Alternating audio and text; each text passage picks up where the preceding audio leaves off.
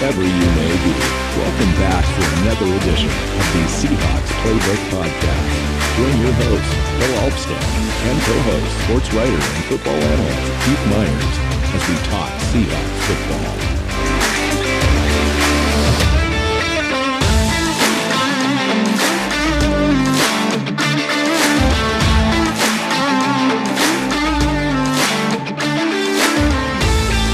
Seahawks fans, welcome back to another edition of the Seahawks Playbook Podcast. I'm your host, Bill Alvstad, sitting down with Keith Myers. Got a good show today. It's Senior Bowl week, Keith. We're going to talk about the Senior Bowl in just a little bit. I think first we wanted to talk about the Brian Flores coaching situation that's kind of making the rounds in the NFL the last week or so. As information has come out, he's filed suit, and we want to get into that a little bit, as well as the idea that he may have been paid to lose games to get a better draft pick, which is a whole other separate kind of issue, but nonetheless is something that may be systemic in the NFL based on Hugh Jackson also coming out and saying in Cleveland he had the same sort of issue. It wouldn't surprise me if there's others, obviously, sure and maybe not so many that are willing to talk. We'll find out, but welcome in, Keith. Let's kind of get this thing going. Yeah, so there's two parts to the Brian Flores suit, and I think the tanking one is one that you and I'll get into here in a minute. I think the race one is pretty dang obvious to anyone who's actually paying attention. You have a league that is 73% African American. There's a lot of players who want to get into coaching. They want to do that, and they just can't get off. They can't get opportunities.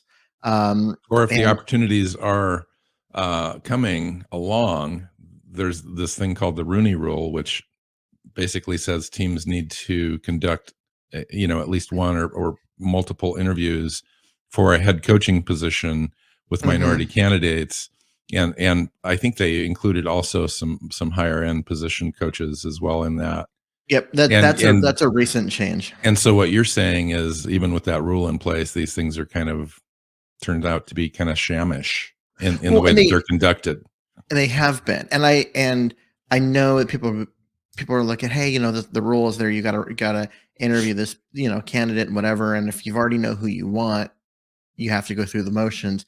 But the key is, why are you making a decision before you've done your interviews? It's because of relationships. I mean, I'll play the devil's advocate for a second, and maybe I'll get in trouble for it, whatever. I'm just playing devil's advocate. I'm just saying these might be some of the reasons why teams make decisions that they make. The coaching world in the NFL is a small world. It's fairly circular and recycled. We all kind of know that. Certain situations are because you're familiar with a person, or you like the scheme, or whatever it is, or they've done a great job in college, you want to bring them up. You've kind of made that decision all along the year, and then you get into your team is now looking for a head coach. You kind of already identified the guy that you're really interested in. Those sorts of things happen not only in the NFL, but in the NBA.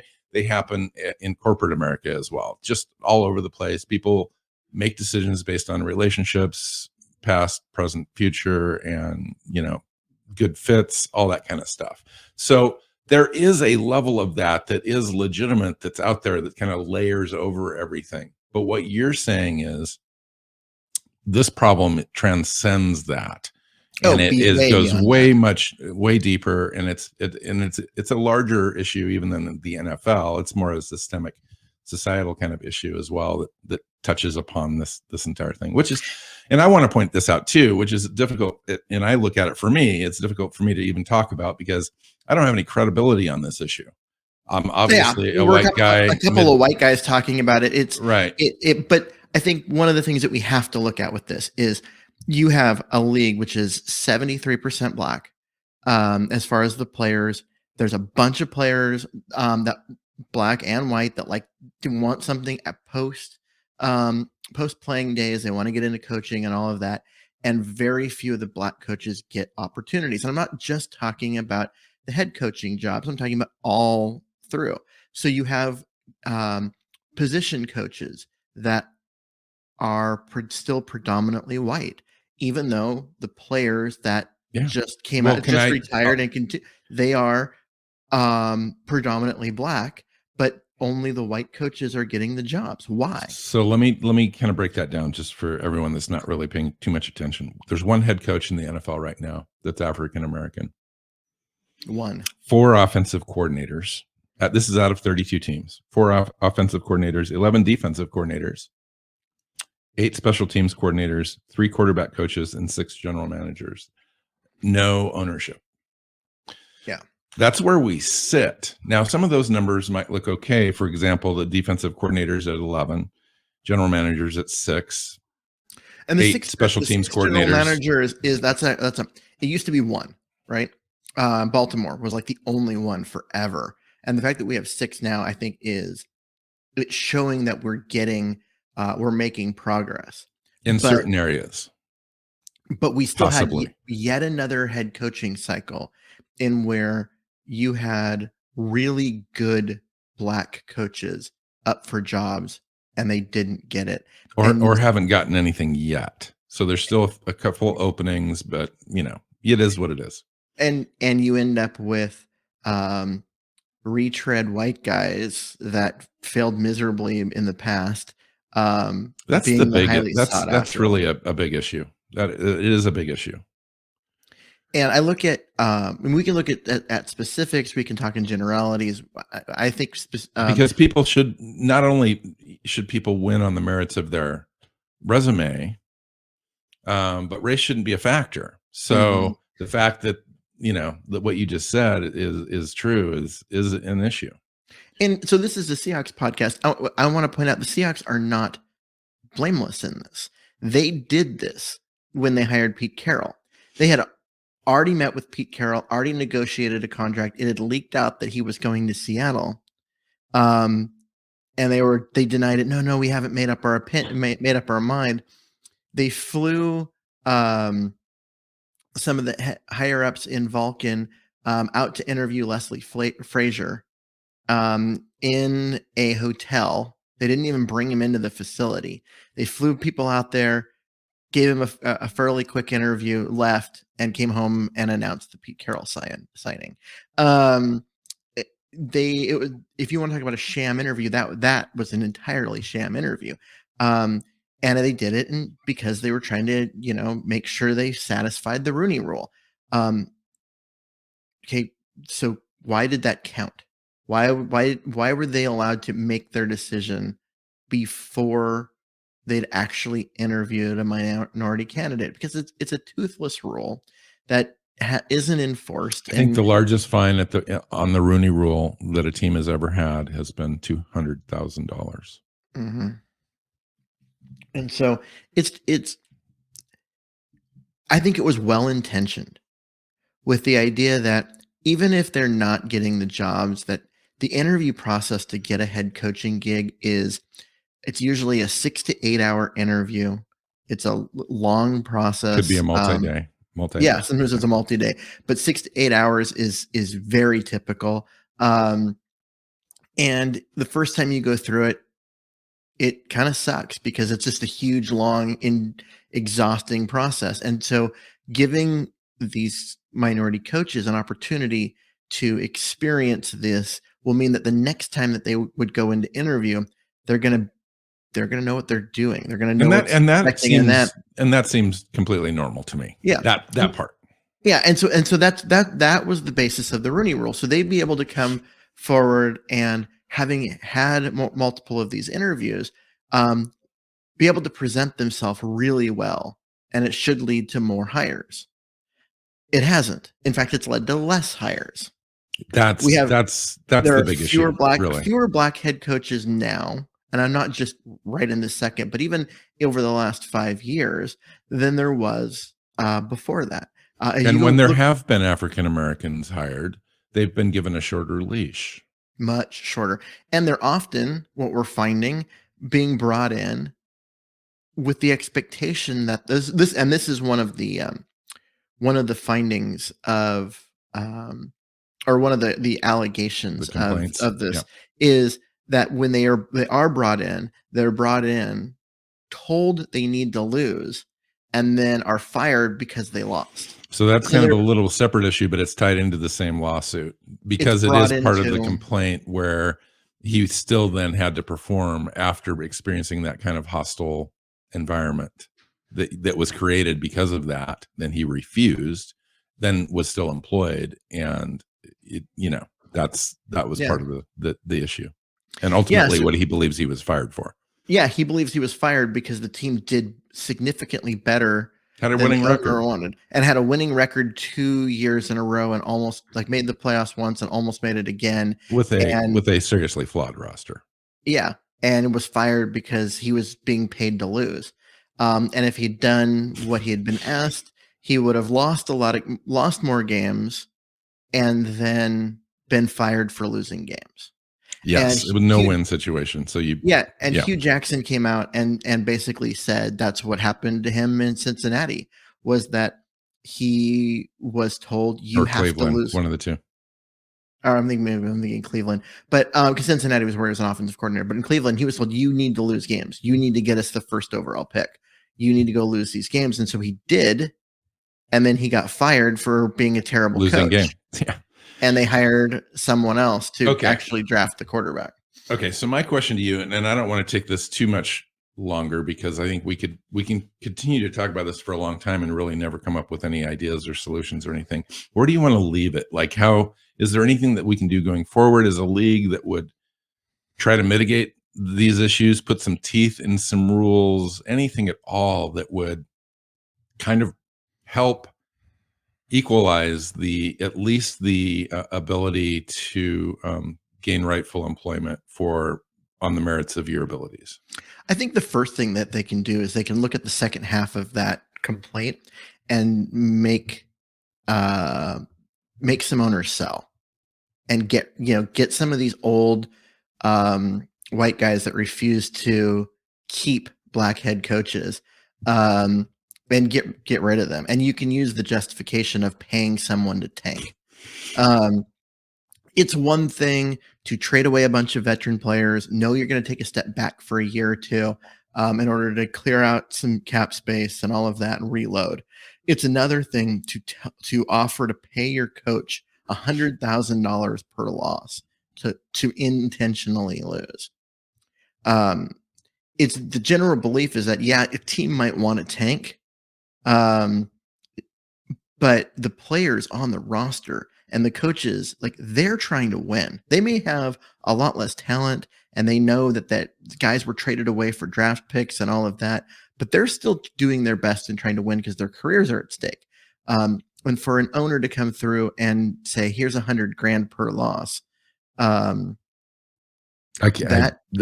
That's shocking to me. I mean, I get it. But man, just hear that out loud and have it be something that's in the league pisses me off. Those are owners that need to be forced to sell. And when you're forced to sell, look at, because forcing to sell, it's not just the highest bidder. And we saw that when in Seattle, when you had Steve Ballmer and Chris Hansen trying to buy the Kings and move them to Seattle and all of that. There's a process to it where, okay, they offered us this much. Can you match it? And if you can, okay, cool, we'll go with you instead of them. I would say go find some minority owners and do whatever you got to do as far as the bidding price to make sure that the owners that are selling are getting fair value, but do your best to make sure that you get some minority owners. And when you do that, I believe things will start to change. So one of the things that I think will prompt some change, and probably maybe one of the only things that actually really will bring about change, is to have the players do something about it. And I don't know that I'm necessarily advocating for this. I'm just saying that sometimes you need action in order to initiate change. And I think if the players were to walk out or make some serious statements about this out loud and come together on this issue, that you would have a larger inertia and momentum to actually initiate some of these things. Because having us say something, having Twitter blow up, is really nothing. It's a drop in the bucket to the owners. They don't feel any of that. They don't pay attention. It doesn't matter to them. But if the product on the field suffers, then that's going to get their attention. But what happens when they do that? Well, then you're going to blackball players, just like Colin Kaepernick. That's exactly who I was thinking of. Like, so you end up with Colin Kaepernick, who got blackballed right out of the league because he spoke up, because he talked about. It's an untenable situation. It really is. But if you want real change, just like Brian Flores, he's probably putting his coaching career on the line. Probably never coached another day in his life in the NFL at that level, and he probably he felt like he needed to make this happen regardless. And that's going to take some of that courage in order to make progress. It just does sometimes. I think he reached a point where he was like, you know what? If I'm not going to get a job, if I can have my team overperform for multiple years and it's still not worth my integrity, still can't get a job, like get fired for doing too well, and then can't get a job from another team, that it's not worth it. So screw it. I'm going to come out. I'm going to try and do something. I'm going to try and create change as best I can, and then I'm going to go coach at the college level, because at this point he has a lot of value as a coach. He's a great coach. He may piss off every NFL executive with this lawsuit, and somebody may also value those sorts of values: integrity, standing up for what you believe in, all that kind of stuff at the college level, not so much at the NFL level. If you were one of those historically black Colleges and universities, like a Grambling State, that kind of thing, Brown, etc. Wouldn't you hire him in an instant? I wouldn't push anybody else out at this point if you haven't made a decision. But yes, of course. If you have a job available and he's out there and he, like, through his agent, whatever, you find out he's interested, wouldn't you jump at the chance to hire a guy like that? I absolutely. And he would do a fantastic job.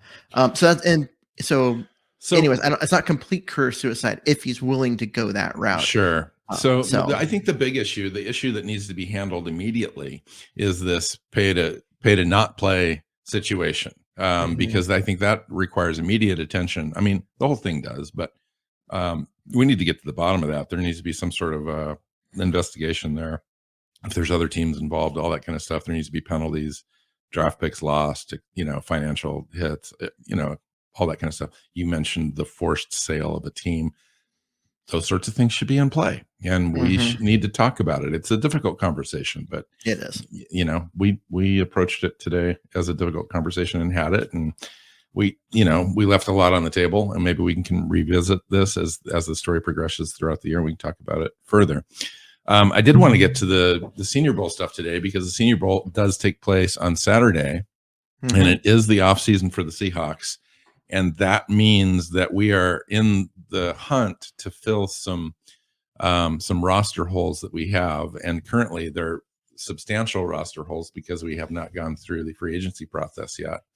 But I thought what I would do is I was able to watch Senior Bowl practice today, both sides, American League and or the American team and the national team, and just kind of came away with some notes and so forth, and identified a couple players I thought would be interesting fits for the Seahawks. And I just kind of wanted to run those by you. Some of these we've already talked about in our pre-draft prospect shows that we've done, and for another show. And we'll be doing the same thing for the Seahawks at some point, along with all the team needs and going through that process.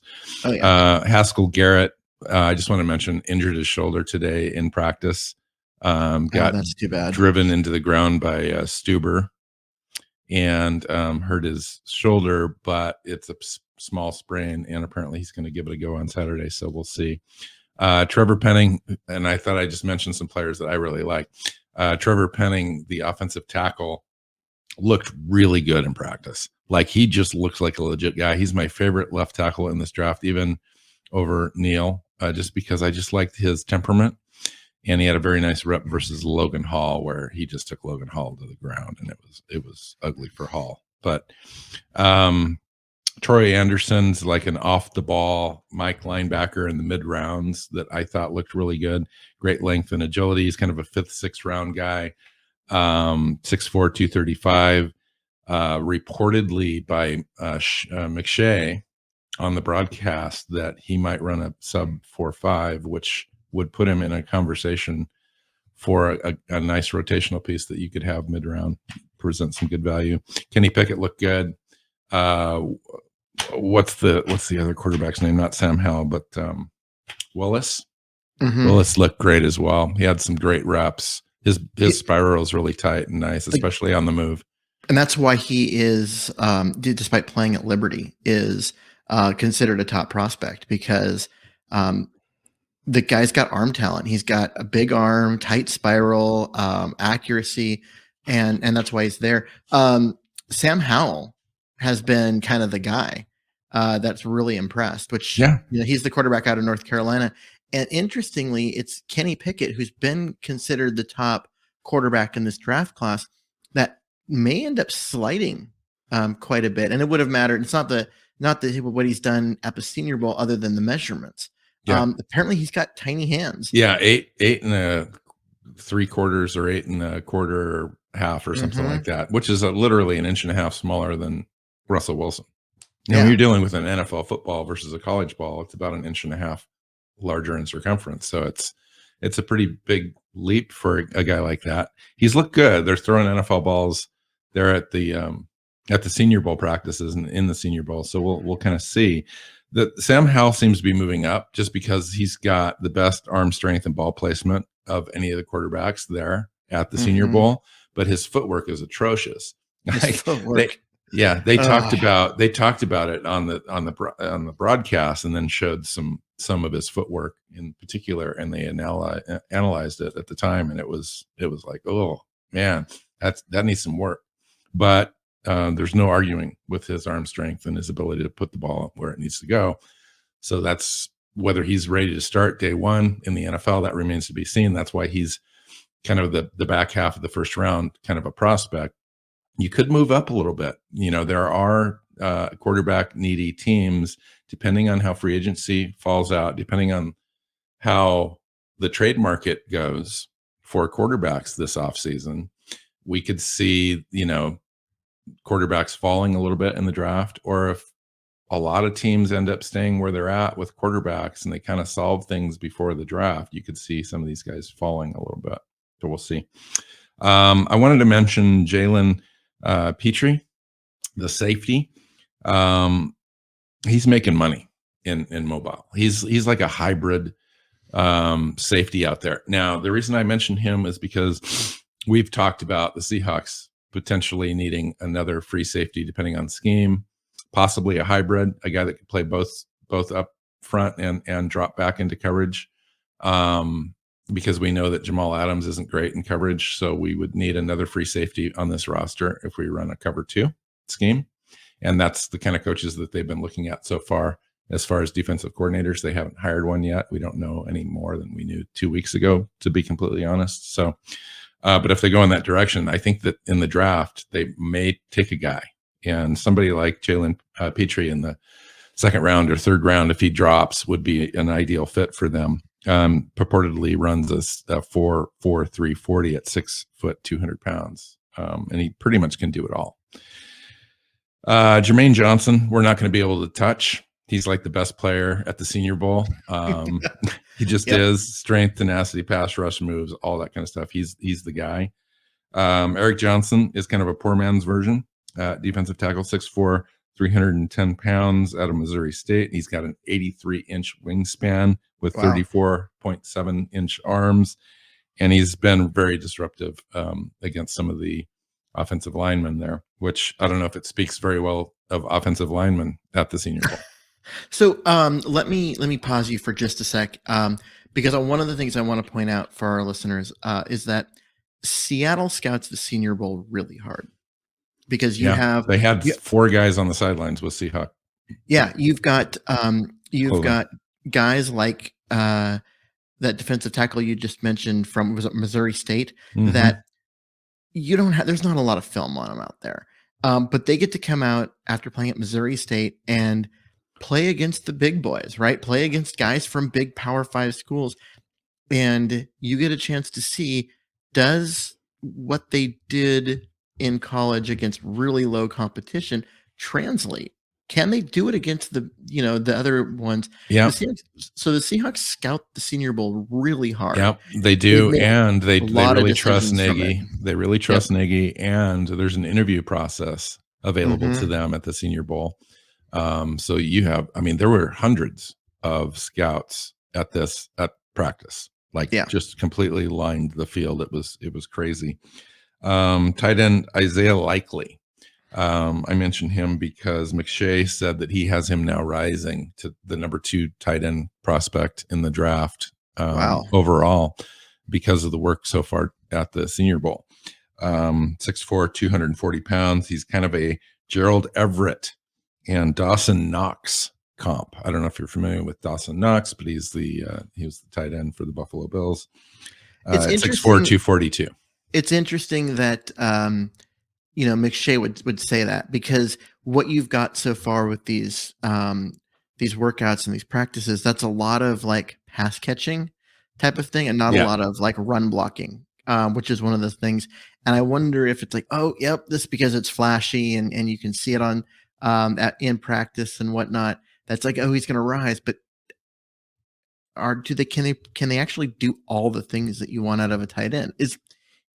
Is Senior Bowl practice where you want to make that call on, how you rank a tight end when you're only looking at half of their job? Yeah. So Right. Sam Williams, another guy. That's a Leo defensive end guy. Speed to power has looked great so far. McCreary, the corner, who was highly rated, I think the 4th or 5th best corner in the draft on most boards, came in and measured arm length at 29 5/8, which is going to tank him. He is going to slide way down. So right now he's at the back end of the first round. I think he's probably a middle to end of the second round guy now. He's going to be a slot guy in the NFL. He still has the ability to play on the outside just because of the tape and the work that he's done in the NFL or in college football, playing guys close. He's a physical guy. Sometimes you can overcome the short arm length, but he's going to get ruled out by a lot of teams early in the draft and might be a second or third option. And so he's going to be one of the guys that falls. I will mention, if you look back 2 years ago, he would have been taken off Seattle's board completely. Right. Like they wouldn't have drafted him if he fell into the 5th. Because for them, if you didn't have that length, you weren't useful. And they kind of went away from that. First, it was Justin Coleman. Then it was DJ Reed. Then it was I wonder Trey if it's Brown. a permanent thing or just players available to them. Just they're working around guys that they currently have. Pete Carroll said that, DJ Reed was like eye-opening. His ability to play on the outside, despite not having all of those prototype things, that it really opened their eyes to maybe looking at other players they never would have considered before. And I don't know what McCreary's wingspan is, so you can make up some of that stuff just by being broad-shouldered and all that kind of stuff, and having a wingspan that's closer to 77 inches or 78 for a guy like McCreary, that would make up for some of that length deficit. We'll just have to see. Speaking of Seattle type corners, it gets old school with the guy I'm going to mention, Tariq Woolen, cornerback out of UTSA. Never heard of him, but he's kind of like a third round kind of prospect prior to the Senior Bowl. And I think he's going to be on the rise. 6'3.5", 204 pounds, 33 1/4 inch arms, runs a 4.34 40, was comped today by McShay to Antonio Cromartie. And as a press man corner, McShay's got him currently as the 11th ranked cornerback so far, but thought that he would rise, after evaluations were done this week, and is currently the 68th overall prospect as well. So he could be an option. So and the reason I mentioned him is because, we've talked about Seattle needing a number one guy, a number one shutdown guy. And somebody like this that fits this prototype would be available to the Seahawks with their first pick, at 41, possibly at 77. I think is where they picked in the third round. And if they go out of free agency, not solving that problem, they may look to the draft to do that, and they would draft somebody, I think, high if they thought really highly of this guy, and he's showing out at the Senior Bowl. Interesting. Yeah. Brian Esamoah, linebacker, 6 foot, 222 pounds. He's kind of on the short side for the Seahawks. I thought I'd mention him because he has an 80-inch wingspan. So again, you can overcome some of that length stuff with the overall wingspan. Super athletic, scheme diverse, goodwill prospect, Seattle type player. I'll list a few other Seattle type players. Devontae Wyatt, I think is a guy that could possibly slide into where Seattle picks in the second round.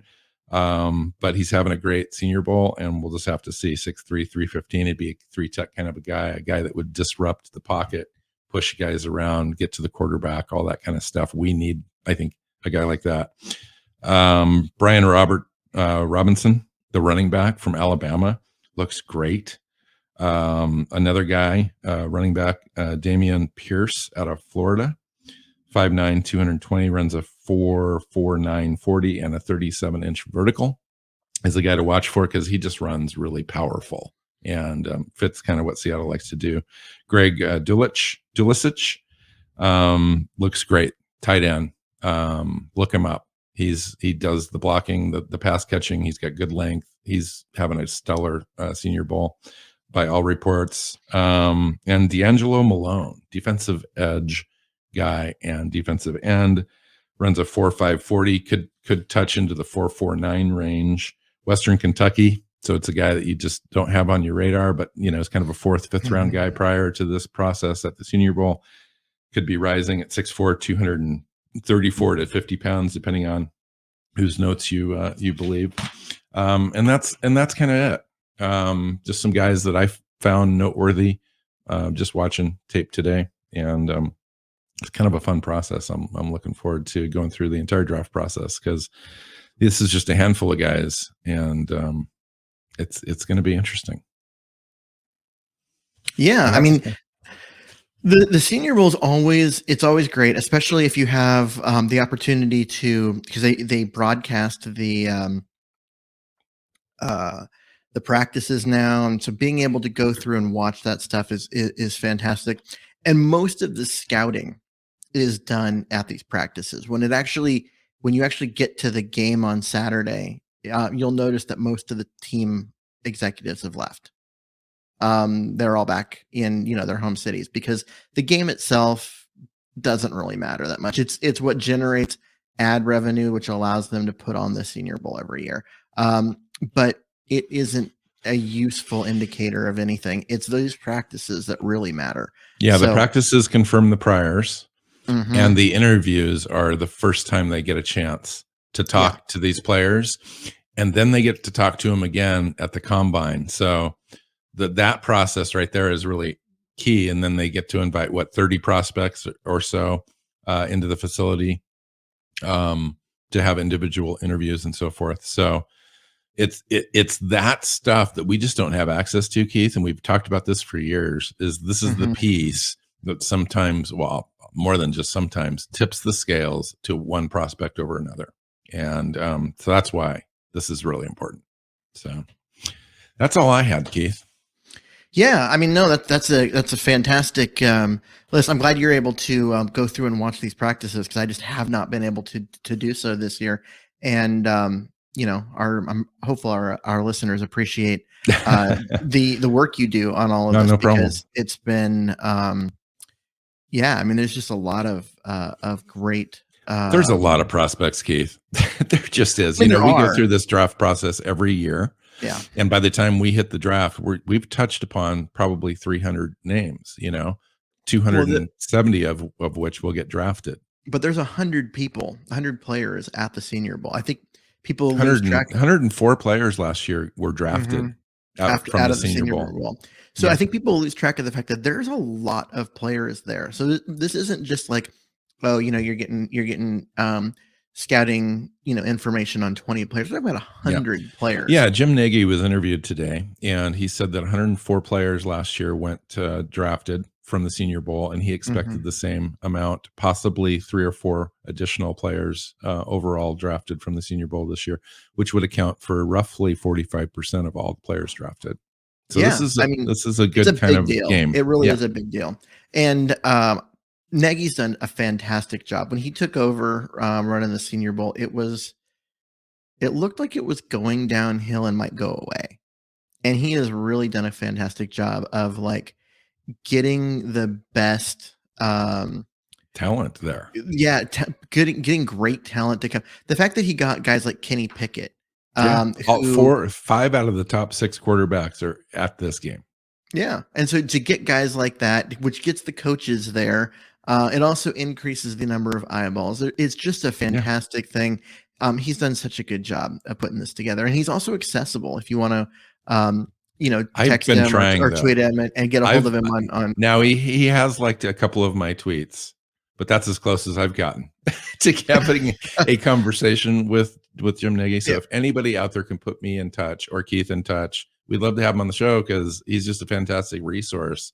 I'll reach out to him again because he and I have talked a few times. So yeah, that would be great. We'd love to have him on the show because he's just such a great resource, even if it comes after the Senior Bowl. In fact, he may have more time after the Senior Bowl, maybe not. A lot of teams contact him because of the process and because they trust his evaluation and intimate knowledge about these individual players. And he's a straight shooter.